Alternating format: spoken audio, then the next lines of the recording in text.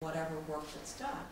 And so from that, they said, well, why don't you do a play?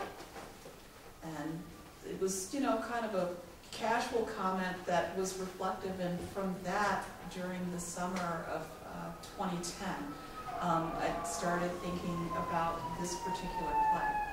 So the idea for the play came from then, but the topic matter is actually something that, from a physician's perspective, I've been concerned about for a number of years. I see patients at a community health center at Cottage Grove and 55th Street, the Friend Family Health Center. And although I usually see older adults, I have a small group of patients that are between the ages of 18 and 25 that I see just for general checkups. They've come in on an increasing basis with what I think is really the aftermath of exposure to community violence. They think it's no big deal. And so as I'm sitting there and I'm taking my history and asking about past medical history, have you had any surgeries, I have young people who come in and say, yeah, I was shot. And I stop and I, you know, put down whatever I'm doing, because this is a pretty monumental event in someone's life. And I ask them the question, what's going on? How are you doing with that? Are you sleeping? How's the rest of your life been since that's happened? And as opposed to them stopping and acknowledging this being a life-changing event for them, they have been shrugging it off and saying, no big deal, next question.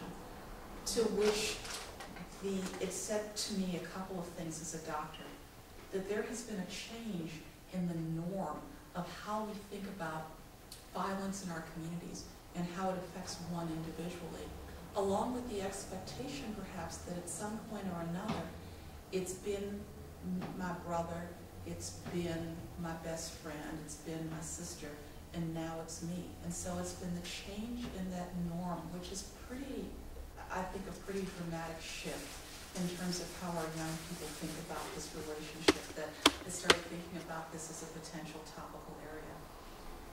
That, along with discussion and review of some of my colleagues' work around what are the expectations in community, discussions with organizations like MAGIC, Metropolitan Area Group Igniting Civilization, who works around violence prevention in partnership with Ceasefire, Dr. Dexter Boyson, who is an African-American social scientist researcher at the University of Chicago, who has done work in this area about essentially collateral damage, what happens to the people that have been exposed to it.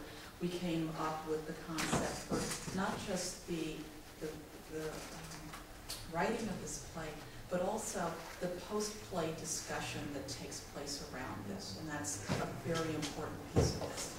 The first time this was presented was late October of last year, and we actually used not professional actors like yourselves, but community representatives in order to present the play. And so we had, you know, somebody who lived in Auburn Gresham that was playing Mr. Robbins, and somebody who lived in Washington Park who was playing Willie. Someone else who lived in Woodlawn who was playing Miss Lena. And the interesting thing about having our community members to reflect the characters was that many of the people who they were portraying, they either knew someone in their lives who had been in these situations, or they had been in these situations themselves. We also followed up with a post-play discussion that I facilitated with the University of Chicago investigator who did work in the area of adolescent depression, essentially helping to pick it up at an early stage through an internet-based program so that people could preserve their anonymity, but if they screen positive, giving them results online in order to help them to find resources. And then a community-based child and adolescent psychiatrist who had done a lot of work in our juvenile justice system. So has done work over in the juvenile justice system as an inpatient psychiatrist over on the West Side, and talked a lot about what was going on. We had probably 150 people in the audience. We did it over at the old Calumet High School campus at 81st and May. It's now called Perspective Charter School. 3 middle school and then 2 high schools are on that campus now. And we had kids to come in from Chicago youth programs as part of the audience. We also had faculty members from the University of Chicago to be in the audience at the same time. And so a mix of community and health professionals and concerned parents and citizens from the community. About 3 weeks prior to that performance, one of the young men that was in Perspectives Charter Academy had been killed on his grandmother's front porch in a drive-by.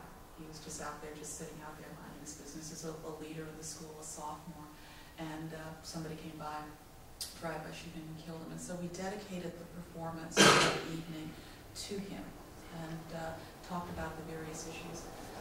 We scheduled this event for 5:30 to 7:30 in the evening, and we were still there at 8:30 in the evening because people were just talking, because this was first and foremost in their minds, and people were very engaged with the content matter. Young people asking questions, teachers asking questions, health professionals asking questions, and so it really provided the platform for the kind of what I put into the grant, which was in grant speak, bi-directional educational seminars with the community for the grant makers, but really it was a dialogue between the university and the community about what was there and what was needed.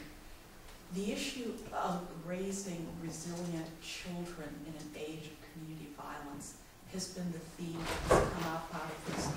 So much so that our community consultants who are working with us on the development of our next series of community grant rounds for this year, they want to have this, they want to see the play again, and they want to have the same level of discussion. Some of the other topics that we addressed included violence mediation and violence interruption. We addressed domestic and intimate partner violence for another one, and then some topics that were a little bit more traditionally related, so diabetes and obesity, health issues for older adults, asthma in the community, etc. But it's always the same kind of format. It's very, we usually started off with refreshments first, presentation of some sort, but always a discussion with our community partners and community members that include university faculty and community. I think just about everybody here is pretty familiar with kind of the culture with the South Side of Chicago, the University of Chicago, and that university doesn't have a big reputation for doing a lot of outreach into the community and connections with the community. It's something that the university, both through these activities and other activities that I'm involved with, is trying to change. I'm a native South Sider. I was born and raised here on the South Side of Chicago. Fortunate enough to receive both college and also medical school here in the city of Chicago. I'm a graduate of the University of Chicago, and so in many ways for me, I sometimes think of myself as being not just a physician, but also a cultural bridge in terms of the issues that concern my community and the people who are here. And so I'll stop with that.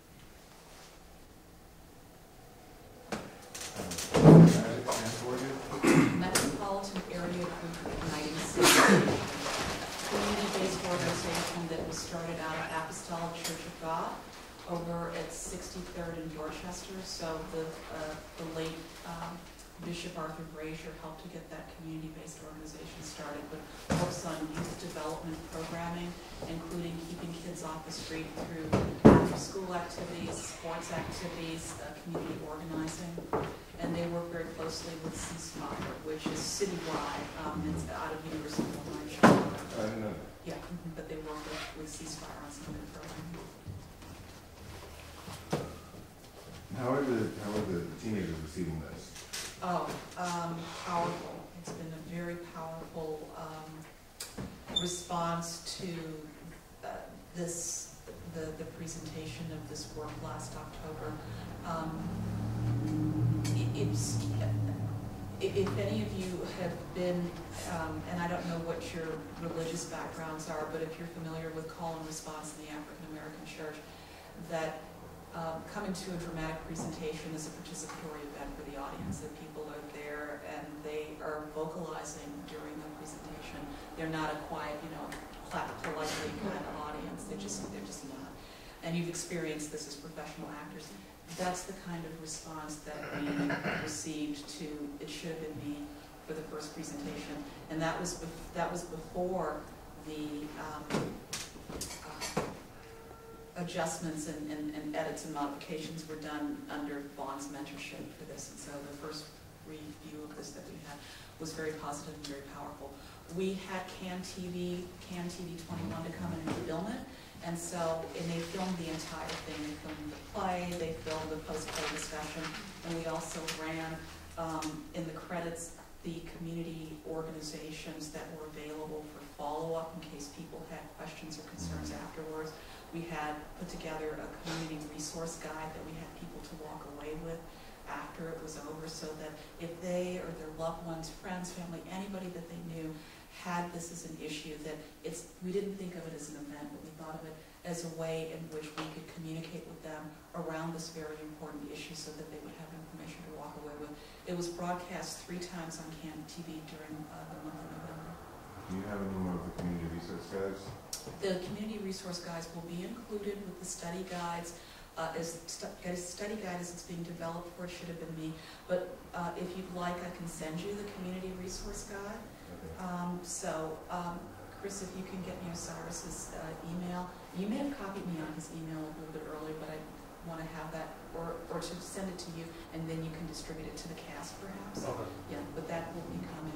Any other information that you wanted to share about PTSD or anything else you need, any info that you have?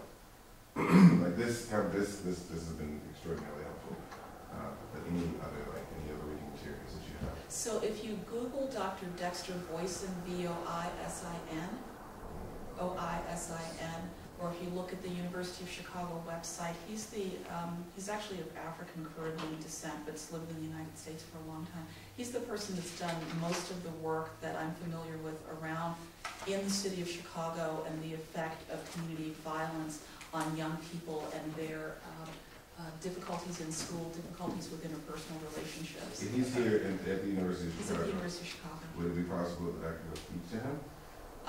Does he ever see people? Like, does he have time to? Time to is the question. He is available at the University of Chicago. His email is up on the website, but it's Dexter, V-O-I-S-I-N. My email is DORIANE.Miller, it's on the play, at uchospitals.edu. Make sure that you copy me on it, and just let him know that, we've been in connection, that you're one of the actors and it should have been me. He's familiar with it, he's spoken at community grand rounds, and that if there are any resources and guides that he can connect you to regarding his research on the effects of community violence on young people, African American youth. Because he's done a lot of his research here in the Chicago community. So one of the things that I think is a strength of the work that we're doing together is that it's a linkage between the arts and the sciences, the arts and the social sciences, the arts and medical sciences, because depression for me as a physician is a medical condition in the same way that high blood pressure is and that diabetes is. But the precipitating factors behind it are factors that involve many things that are happening in the community. If you believe that you do not have control over your life and your outcomes as a young person, if you don't think that you have the community resources in order to help to support you as you proceed through your life, you're going to be more likely to participate in risky behavior. Risky behavior in terms of alcohol, other substances, risky sexual behavior that would put you at risk for HIV. And some of Dr. Voisin's work actually speaks to that in terms of how young people think about their lives, their well-being, and if they do not feel that they have these controls in their lives, that they are more likely to do it. But there's also another body of work that's coming out of the